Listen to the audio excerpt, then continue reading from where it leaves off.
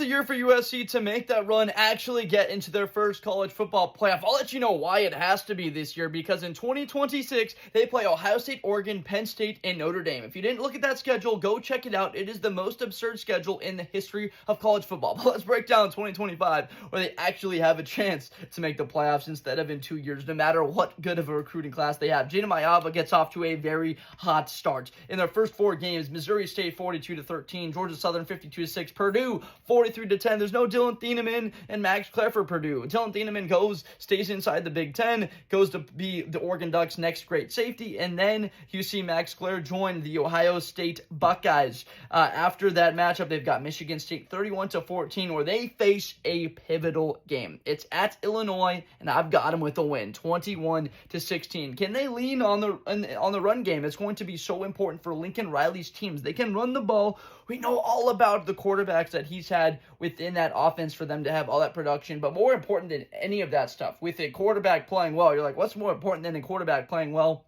The defense for USC, just because they had that win against LSU, who wound up being, a 9-4 team last year, it didn't hold up. They didn't have those big stops like they did that first drive of the season where you're like, USC could have a defense next year. I do believe that they're able to contain Luke Altmaier, limit the damage, and be able to find a way to get guys and bodies on Gabe Lucas, stop him from wreaking havoc on that game. But 5-0 to start the year, exactly what USC needs, but it's just a tough schedule. Remember, they still got to play Michigan, Notre Dame. Those are games after that, Illinois, and then there's Nebraska still. The bye comes, so Michigan, and likely Bryce Underwood, a number of guys on Michigan returning, and Derek Moore, Rod Moore, there's Rashawn Benny. Like, that Michigan team is going to be good on defense, and if they can get somewhat of production from Bryce Underwood like that, will be good on offense.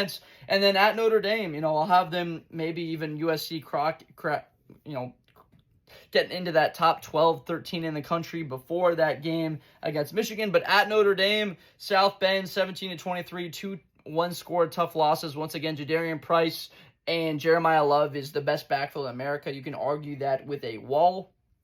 They are so talented. CJ Carr adds that vertical passing attack with Jordan Faison and Jaden Greathouse. They bring Malachi Fields over before the bye hits, and then have them be losing to Nebraska, Dylan Raiola 31-27, but they win out the rest of the way. Northwestern 29-10, Iowa 27-13. They beat Oregon. Why? There's no Evan Stewart next year. They don't have that production. 26-24, a big win against Oregon, momentum into next year.